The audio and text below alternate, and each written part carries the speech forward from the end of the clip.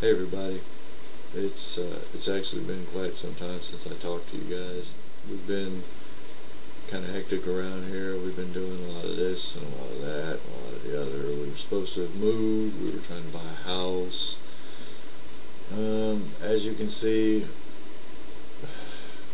the background hasn't changed. I got approved for a loan through a mortgage company over in Tampa. Probably wasn't the best rates. Put an offer in on a house. The house didn't approve for the asking price, so the financing fell through. The bank that owned the house was willing to finance it a couple of different ways, one of which the house didn't qualify again, and the other one was just going to be too darned expensive for what we were getting. And I'm not gonna put us into a bankruptcy situation. I'm just trying to force us into some real estate. So we went and talked to the management here at our apartment complex. Told them that the housing thing didn't work out for us, and we were just figuring to stay where we are. They told us that our apartment had already been rented, so we have to go. Okay. At the very same time, I ended up letting my carpentry job go. That wasn't working out nearly as well as I had hoped. I thought I was finally getting somewhere. They made me the crew foreman. I'm leading like 10, 12 Mexicans, whoever decides to show up that day. And they took 2 months moving paperwork back and forth and having meetings and doing evaluations, and 2 months trying to decide if and when they were going to give me $1. 2 months. I had enough. Out of all the guys on that crew, there was only 2 guys on the whole crew that made less money than me. I'm not gonna let them shuffle me around indefinitely. So I let that job go, and I'm back to driving taxi on the beach, more or less full time. So the way that ends up working out is I tend to make as much money driving taxi in 2-3 nights tops as I would have if I'd have worked all week as a carpenter. So, I've been working like 6 days a week for the last year and a half. I'm killing myself. I'm tired all the time.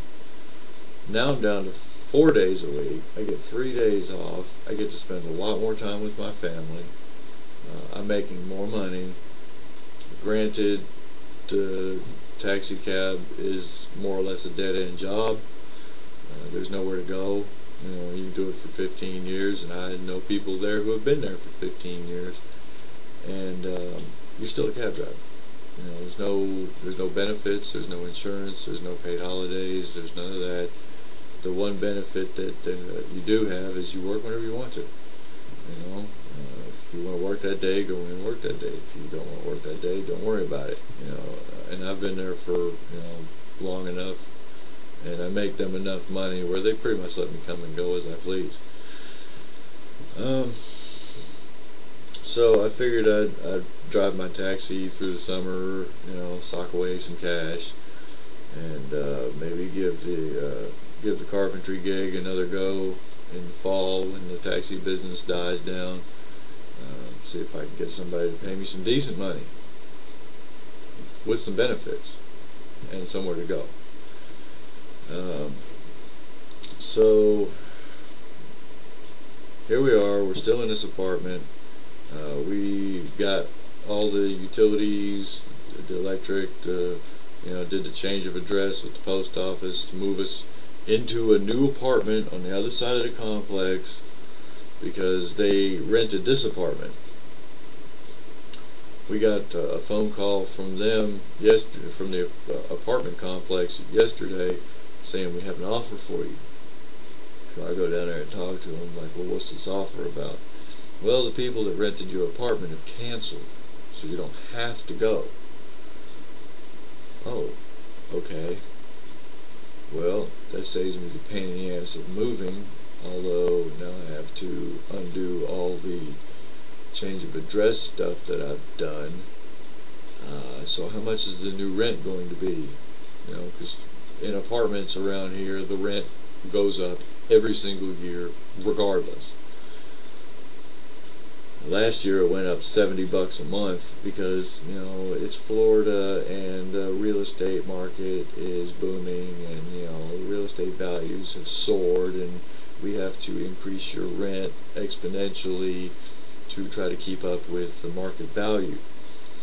So this year property values have plummeted, but our rent still has to go up. Thanks. So I asked her, I'm like, well, how much is our rent going to be? And the girl I'm talking to, there's only two girls that work in the office. The girl I'm talking to, she flips open her book and she's flipping pages and she's flipping pages. And evidently what she found in there indicated to her that we were already paying enough rent and we didn't need an increase in our rent for the next year. I'm like, well, that's fair. Thanks. Cool. They also decided to start charging us pet rent this year of $15 a month for the convenience of allowing us to have pets that we've had here for the last 2 years, and we've already put down non-refundable pet deposits for it. So I didn't feel too bad about a $15 a month increase in our rent, being as last year they raised it $70. And I go on to work. I get a call from Jessica yesterday evening that says that the other woman that works in the office for our apartment complex called her up and said that the first woman who told us that she didn't have to raise our rent didn't have the authority to say that, and there is going to be an increase after all. But she's willing to cut that increase in half. So I go down and I talk to her today, and I'm like, okay, so what's this about? You know, the rate was negotiable last year, and evidently the rate is still negotiable this year. You know, my position is, if it's negotiable, we ought to be able to negotiate for the rate that we were told it was going to be.